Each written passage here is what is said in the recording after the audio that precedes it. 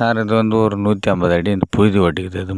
இது மட்டும் வழி வாங்கணும் சார். இதுக்கப்புறம் இருக்கிற கரம்பு ஃபுல்லாக நம்ம வந்து பார்க்க போகிற இடம் 3.25 ஏக்கர். இது மட்டும் வழி வாங்கணும் சார். 100 அடி 150 அடி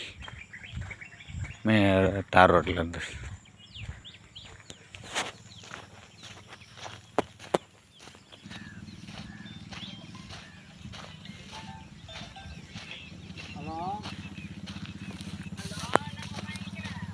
நான் நெல்லூரில் இருக்கிறேன், அவியூரில். என்ன அப்பா அந்தாரா?